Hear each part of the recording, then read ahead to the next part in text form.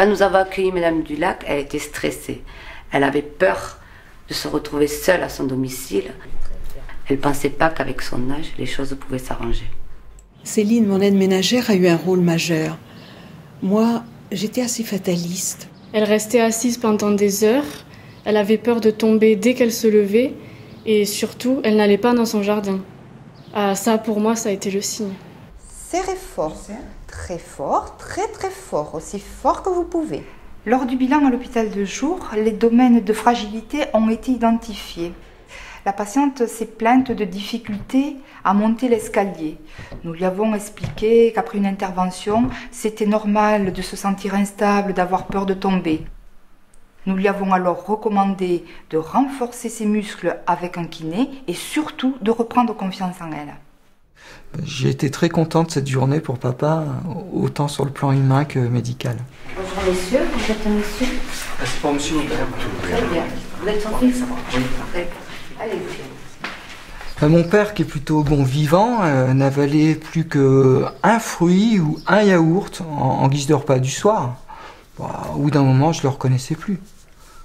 La perte de poids ne m'a pas inquiété, au contraire. J'ai serré ma ceinture d'un cran, puis c'est tout. Ce que vous pouvez faire par exemple par rapport à vos soupes, c'est d'essayer de les enrichir. Donc j'ai expliqué à Monsieur Aubert l'importance de l'équilibre alimentaire. Reprendre 3 repas par jour, enrichir son alimentation, c'est moins de pertes musculaires, moins de risques de chute et du coup moins de fatigue. Je voyais Madame Bouchard maximum 3 fois par an. Elle était plutôt énergique et en bonne santé. Et quand j'ai vu qu'elle m'appelait plus souvent, sans demande précise, qu'elle se plaignait d'être fatiguée et qu'elle manquait d'allant, j'ai senti qu'elle pouvait être fragile. Et cela a été confirmé par le questionnaire de repérage de la fragilité. Et avec son accord, je l'ai envoyée à l'hôpital de jour faire un bilan. J'ai été agréablement surprise par l'accueil et la qualité d'écoute de toute l'équipe. Chez Madame Bouchard, j'ai constaté une fragilité physique, mais pas seulement. Le divorce de son fils l'avait beaucoup préoccupée ces derniers temps. L'idée, c'est de vous montrer un test pour mesurer la force de vos jambes. 2. Le contexte de vie global est très important à prendre en compte pour établir une prise en charge adaptée et durable. Quand je monte des escaliers, je me sens essoufflée. Et ça fait longtemps, ça? Oh oui, ça fait un certain temps. D'accord. Notre approche est globale. On réalise tous les examens complémentaires qui sont nécessaires au diagnostic de fragilité et à la recherche de ces causes, qu'elles soient physiques, nutritionnelles, neuropsychologiques ou sociales. Nous sommes très attentifs aux actes de la vie quotidienne. Pour Madame Dulac, s'habiller, se déplacer, c'était devenu compliqué, avec un sentiment d'isolement assez fort. Et nous savons que le manque de lien social est très fréquent dans la fragilité. J'avais plus envie de sortir, de voir du monde, même pour aller au club des aînés. Je manquais d'énergie.